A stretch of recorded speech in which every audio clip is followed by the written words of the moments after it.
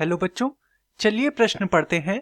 प्रश्न दिया है कवक की परिभाषा तथा उसके मुख्य लक्षण लिखिए। तो इस प्रश्न में हमसे कवक के विषय में पूछा गया है, अर्थात इस प्रश्न की जो मुख्य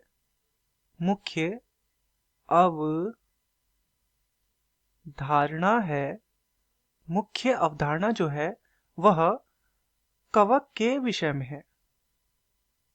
कवक। तो चलिए जानते हैं कवक क्या होते हैं।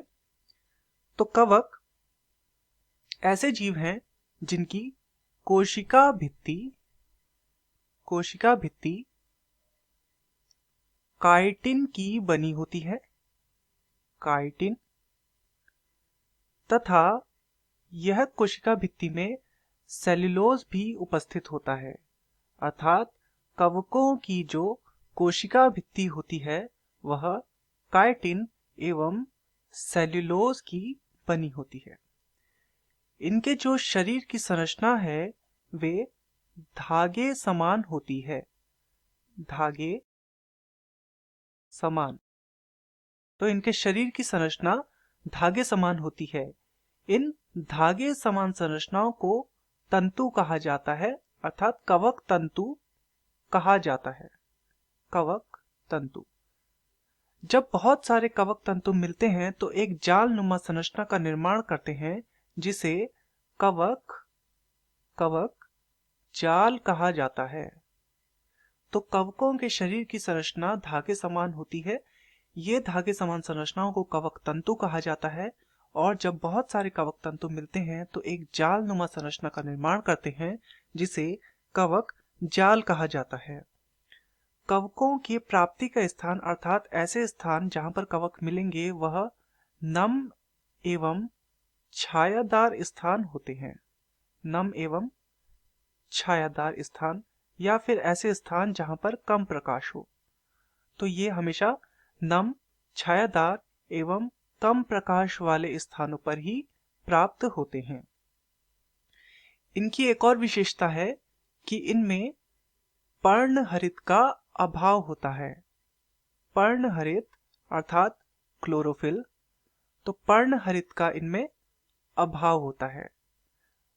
अब इनमें जब पर्णहरित नहीं है तो इस कारण से हम यह जान सकते हैं कि ये स्वपोषी तो नहीं होंगे, क्योंकि स्वपोषी होने के लिए पर्णहरित का होना जरूरी है। पर्णहरित की उपस्थिति में ही प्रकाश संश्लेषण की क्रिया होती है, जिससे कोई जीव अपना भोजन स्वयं बना पाता है। परंतु इनमें पर्णहरित नहीं है, इसके कारण ये स्वपोषी नहीं होंगे। क्योंकि ये स्वपोषी नहीं है तो इनका पोषण का जो माध्यम है वो है परजीविता, अर्थात कवक परजीवी हो सकते हैं या फिर मृत जीवी हो सकते हैं। मृत जीवी। तो कवक या तो परजीवी होते हैं या फिर मृत जीवी होते हैं। परजीवी का अर्थ है जीव का पोषण के लिए किसी अन्य जीवों पर निर्भर होना। तो चलिए कवकों के उदाहरण देखते हैं। तो कवकों के उदाहरण के रूप में हम ले सकते हैं मशरूम। जो मशरूम होते हैं वो कवकों के उदाहरण हैं, और साथ में खमीर। ये सामान्य जीवन में प्रयोग होने वाले ऐसे उदाहरण हैं जिन्हें कभी ना कभी आपने देखा होगा। तो मशरूम और खमीर ये कवकों के उदाहरण हैं। तो चलिए अपने प्रश्न की ओर आते हैं। प्रश्न में हमसे पूछा गया था कवक की परिभाषा तथा उसके मुख्य लक्षण लिखिए।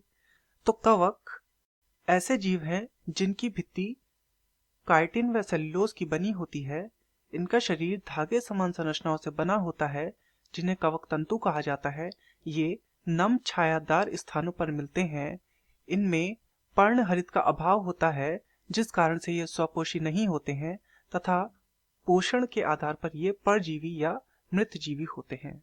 उदाहरण है मशरूम तथा खमीर। मैं आशा करता हूँ आपकी यह समझ में आया होगा। धन्यवाद।